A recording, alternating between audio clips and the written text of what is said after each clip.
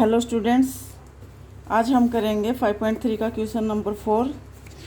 तो question number 4 में दिया गया है आपको क्या, how many terms of the AP 9, 17, 25 must be taken to give a sum of 636। यानी कि क्वेश्चन नंबर 4 में आपको क्या गिवन है, ये दिया गया आपको एक एपी सीरीज आपको गिवन है, ये अप टू इन्फिनिटिव तक इसकी नंबर नहीं पता कितने हैं, और इसका एस यानी कि सम आपको गिवन है कितना 636। ये एक एपी सीरीज आपको दी गई है और उसका सम आपको दिया गया इस एपी सीरीज का यानी कि 636। तो आपको बताना क्या है, आपको फाइंड करना नंबर ऑफ टर्म।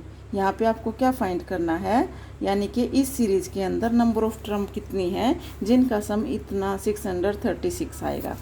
तो 636 जिससे टर्म जितनी टर्म का सम है वो नंबर ऑफ टर्म आपको बतानी, यानी कि n आपको फाइंड करना है। तो यहाँ पे लेट द फर्स्ट टर्म कितनी हो जाएगी, यहाँ पे आपकी आ जाएगी फर्स्ट टर्म यानी कि a आपकी हो जाएगी 9।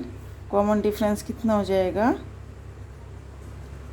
कॉमन डिफरेंस हो जाएगा आपका यानी कि d, ये हो जाएगा सेकेंड टर्म में से फर्स्ट का डिफरेंस निकाल माइनस कर दो तो कितना आ जाएगा 8 आ जाएगा, ठीक है ना। तो कॉमन डिफरेंस आपका कितना हो जाएगा 8 आ जाएगा और फर्स्ट टर्म आपकी कितनी आ जाएगी। तो यहाँ पे नंबर ऑफ टर्म ले लो आप n, ठीक है ना। Number of term let the, यहाँ पे कर दो लेट द, जो सम दिया गया है let the sum of n terms, यानी कि n टर्म का आपको सम दिया गया है कितना, ये ठीक है ना। 636 जो सम दिया गया है वो कितने टर्म का दिया गया है, 636 का सम आपको गिवन है। तो ये Sn हो जाएगा आपका 636 के इक्वल। तो ये आपका हो जाएगा n/2 इंटू में 2a प्लस में n-1 इंटू d इक्वल में हो जाएगा 636। तो putting the value of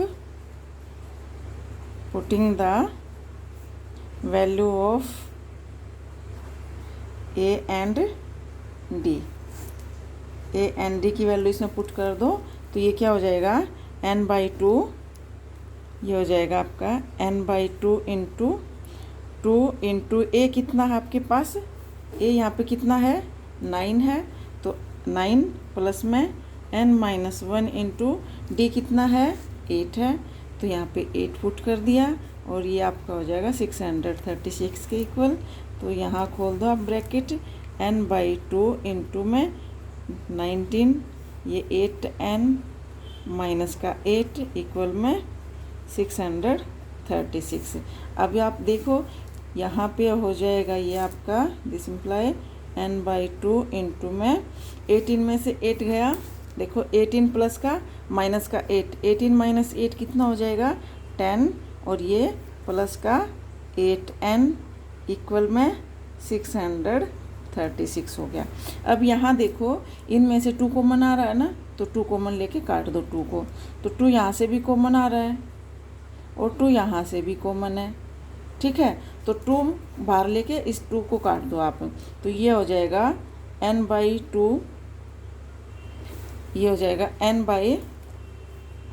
n/2 into में 2 यहाँ से कॉमन आ रहा है ना, 2 बाहर आ रहा है, 2 यहाँ से बाहर ले लूँगी, यहाँ पे 5 बचेगा, 2 यहाँ से बाहर ले लूँगी तो 4 बचेगा, तो यहाँ से 2 कॉमन ले लूँगी मैं, तो अंदर बच गया आपका कितना, यहाँ पे बचा 5 और यहाँ पे बचा 4n, यहाँ पे बचा 4n इक्वल में 636, ठीक है। यहाँ से 2 बाहर आ गया तो यहाँ पे 5 बचा और यहाँ से 2 बाहर आया तो 4n बचा, ठीक है। तो ये 2 से 2 काट दो, 2 से 2 कटा तो ये क्या हो गया आपका n इंटू 5 प्लस में 4n इक्वल में 636, ये आ गया। अब n को अंदर मल्टीप्लाई करूँगी तो ये हो जाएगा 5n प्लस का 4n की मल्टीप्लाई n² इक्वल में 636। तो ये आपकी एक क्वाड्रेटिक इक्वेशन आ गई 4n² प्लस का 5n माइनस ये 636 को इधर लेके आऊँगी तो ये जाएगा माइनस का 636 इक्वल में बचा 0। तो ये क्वाड्रेटिक इक्वेशन आ गई। तो क्वाड्रेटिक इक्वेशन में क्या करते हैं, क्वाड्रेटिक इक्वेशन में अब फैक्टर बना लो। आप फैक्टर कैसे बनाते हैं ये मैं बता चुकी हूँ, और दोबारा देखना चाहो देख लो। तो फैक्टर कैसे बनाते हैं, ये आपका होता है ax² प्लस में bx प्लस में c, एक क्वाड्रेटिक इक्वेशन होती है, ठीक है। तो इस यहाँ पे आपका x की जगह क्या है, यहाँ पे n है, तो a क्या है, ये हो जाएगा 4n² प्लस का 5n माइनस का 636। तो यहाँ पे x की जगह क्या है, n है, तो है तो एक क्वाड्रेटिक इक्वेशन। a क्या है, यहाँ पे 4 है, b क्या है, यहाँ पे 5 है, c क्या है, यहाँ पे माइनस का 600। तो यहाँ फैक्टर बनाते हैं। तो फैक्टर बनाते वक्त हम क्या देखते हैं, ये जो कांस्टेंट टर्म है और जो x² का जो कोफिशिएंट है वो उन दोनों की मल्टीप्लाई तो इन दोनों की आनी चाहिए। तो इन दोनों की मल्टीप्लाई कितनी हो जाएगी, कितनी हो जाएगी, 4 6 जा 24 और 4 3 जा 12 और 4 6 जा 24, यानी कि ये आ जाएगा। तो मल्टीप्लाई कितनी होनी चाहिए, मल्टीप्लाई तो होनी चाहिए माइनस का 2544, और उन दोनों का डिफरेंस कितना होना चाहिए, 5 होना चाहिए। दो नंबर आपको ऐसे लेने हैं जिनकी मल्टीप्लाई तो होनी चाहिए कितनी, 2544, और उनका डिफरेंस कितना होना चाहिए, 5 होना चाहिए। अब इसके फैक्टर क्या बनेंगे, आप फैक्टर बना के देख लो। यहाँ पे इसको जो है आप फैक्टर ऐसे बना के देख लो। अब आपको समझ नहीं आ रहा ना क्या फैक्टर बनेंगे, तो आप इसके फैक्टर बना लो। तो इसके फैक्टर बनाओगे तो देखो कितने पे जाएगा, 2 पे। हमें पहले 4 पे चला गया, ये 4 6 जा 24, ठीक है, 4 2 जा 3 6, ये आ गया। और फिर आ गया ये कितने पे गया, 6 पे गया, 6 1 जा 6 0 6, और फिर ये 2 पे गया, ये 5 और 3, तो ये आ गया। देखो इसके फैक्टर क्या बन गए, 4 × 6 × 2 × में 53। अब ये देख लो किन किन फैक्टर की मल्टीप्लाई करूँगी तो उन दोनों का डिफरेंस किन, ऐसे फैक्टर बना लो इनके आपस में, इन सब को मिला के ऐसे फैक्टर बना लो जिनका दो फैक्टर का डिफरेंस कितना आना चाहिए, 5 आना चाहिए। देखो ये 53 है, सबसे बड़ा फैक्टर ये है इसमें 53। अगर मैं इनकी मल्टीप्लाई देखूं कितनी बनेगी, 48 48 बनेगी। तो 53 और 48 बन गया। तो ये दो फैक्टर बन गया आपके 53 48, और 53 में से जब मैं 48 माइनस करूँगी तो कितना आएगा, इनका डिफरेंस 5 आ रहा है ना। तो आपके पास दो फैक्टर कौन से बन गए, एक तो हो गया आपका क्या बन गया, एक तो बन गया 53 का बन गया, एक बन गया आपका 48। आपको ये देखना है कि एक नंबर तो माइनस का, हमारा ये मल्टीप्लाई किस में आ रही है, माइनस में है ना। हमारी ये जो आ रही है मल्टीप्लाई ये किस में है, माइनस में। तो इसका मतलब क्या है, ये 48 और 53 में से एक नंबर माइनस का होगा, एक प्लस का होगा। और कौन सा नंबर माइनस का होगा, कौन सा प्लस का होगा, वो किस पे डिपेंड करेगा, ये बीच वाली टर्म पे डिपेंड करेगा। अगर ये माइनस है यहाँ पे तो बड़ा नंबर माइनस में लेंगे, अगर यहाँ पे प्लस है तो बड़ा नंबर किसका लेंगे, प्लस का। तो यहाँ पे 53 तो हो जाएगा प्लस का और 48 हो जाएगा माइनस का, ठीक है ना। तो आपके फैक्टर क्या बन गए, माइनस का 48 और प्लस का 53।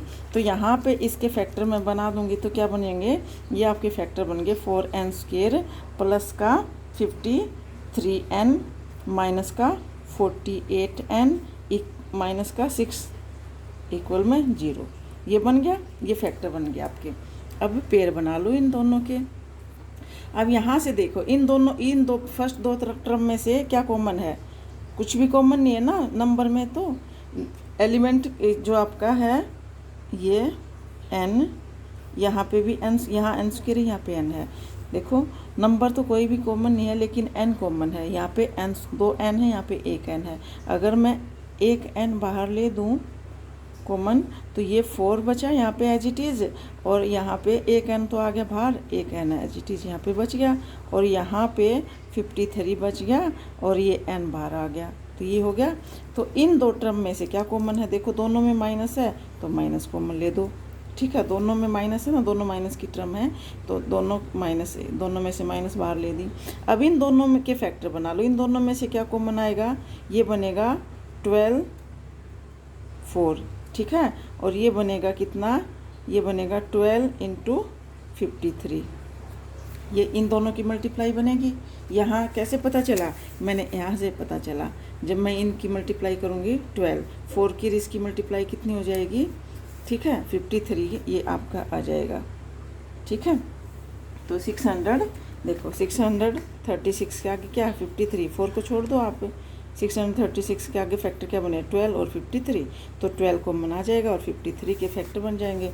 तो ये 12 और 53 इसके फैक्टर बन गए। तो यहाँ इन दोनों में क्या कॉमन है, 12 यहाँ पे भी है, यहाँ पे भी है, तो यहाँ से 12 माइनस का 12 बाहर आ गया, -12 बाहर ले दूँगी तो यहाँ पे अंदर क्या बचा, माइनस बाहर आ गया, यहाँ पे प्लस का नंबर आएगा अब, और यहाँ 12 बाहर आ गया तो 4 बचा, और n एज इट इज़ है ही।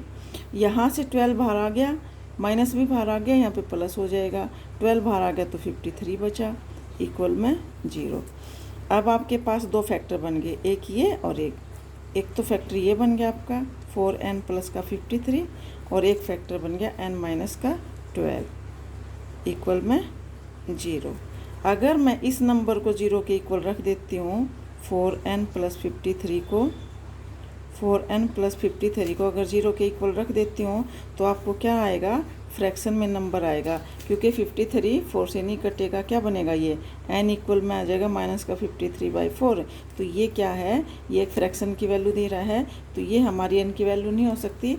तो हमारे पास बचा क्या, n-12, ये वाला फैक्टर हम लेंगे, तो यहाँ पे 0 के बराबर रखेंगे तो n क्या आ जाएगा, n इक्वल में इधर माइनस का इधर आके आपका क्या हो जाएगा, प्लस का, तो n आपका कितना आ गया, 12 आ गया। तो नंबर ऑफ टर्म कितनी है यहाँ पे, 12, नंबर ऑफ टर्म कितनी इसमें 12 हैं, तो आपका आंसर क्या आ जाएगा, 12 आ जाएगा। तो नंबर ऑफ टर्म कितनी हो जाएंगी, 12 हो जाएंगी, ठीक है ना।